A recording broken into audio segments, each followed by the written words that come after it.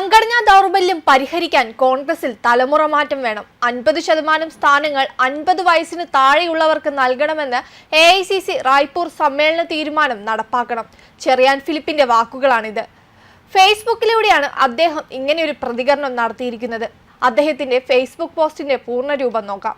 തദ്ദേശ നിയമസഭാ തെരഞ്ഞെടുപ്പിന്റെ മുന്നോടിയായി സംഘടനാ ദൗർബല്യം പരിഹരിക്കുന്നതിന് കോൺഗ്രസിന്റെ എല്ലാ തലത്തിലും തലമുറ മാറ്റം അനിവാര്യമാണ്. 50% സ്ഥാനങ്ങൾ 50 വയസ്സിന് താഴെയുള്ളവർക്ക് നൽകണമെന്ന AICC റായ്പൂർ സമ്മേളന തീരുമാനം നടപ്പാക്കണം. വനിതകൾക്കും പിന്നോക്കക്കാർക്കും 25% വീതം നൽകണമെന്ന AICC നിബന്ധന ലംഘിക്കരുത്.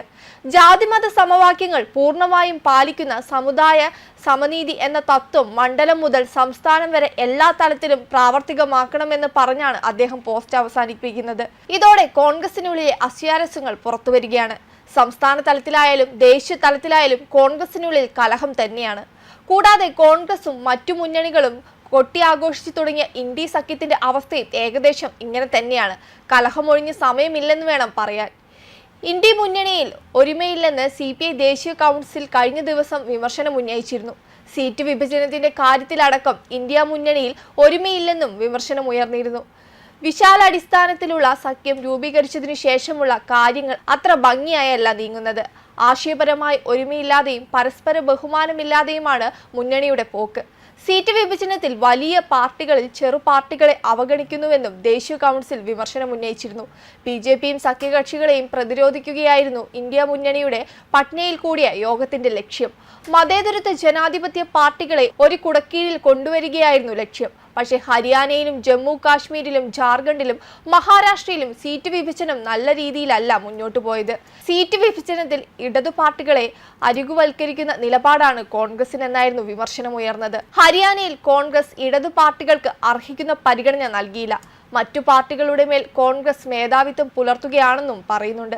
തങ്ങളുടെ വിയോജിപ്പ് കോൺഗ്രസ് നേതാക്കളെ അറിയിച്ചിട്ടുണ്ടെന്നും വരും നാളുകളിൽ ഇന്ത്യ മുന്നണിയെ കൂടുതൽ ശക്തീകരിക്കുമെന്നുമാണ് കൗൺസിൽ ചേർന്ന് കൂടിയാലോചിച്ചത്. എന്നാൽ അവസ്ഥ വളരെ പരിതാപകരമായിട്ടാണ് മുന്നോട്ടു പോകുന്നത്. കൂടാതെ മിക്ക സംസ്ഥാനത്തെയും കോൺഗ്രസ് നേതാക്കൾ പല വഴിക്കാണ്. നിയമസഭാ തെരഞ്ഞെടുപ്പിലെ കനത്ത തോൽവിയെ തുടർന്ന് മഹാരാഷ്ട്ര കോൺഗ്രസിൽ പൊട്ടിത്തെറിയായിരുന്നു. നാഗ്പൂർ സെൻട്രലിലെ പാർട്ടി സ്ഥാനാർത്ഥി ബണ്ടി ഷെൽക്കെയാണ് കോൺഗ്രസ് മഹാരാഷ്ട്ര ഘടകം അധ്യക്ഷൻ നാനാ പട്ടോളയ്ക്കെതിരെ രംഗത്ത് വന്നത്. മഹാരാഷ്ട്രയിൽ കോൺഗ്രസ് തെരഞ്ഞെടുപ്പ് അവലോകന യോഗത്തിനു ശേഷമായിരുന്നു ഷെൽക്കെയുടെ പ്രതികരണം. എനിക്ക് നാഗ്പൂരിൽ സീറ്റ് തന്നു, എന്നാൽ നേതാക്കൾ ആരും പ്രചരണത്തിന് ഒപ്പം വന്നില്ല. പ്രിയങ്ക ഗാന്ധി നാഗ്പൂരിൽ റോഡ് ഷോയ്ക്കായി എത്തിയപ്പോഴും ആരും എത്തിയില്ല.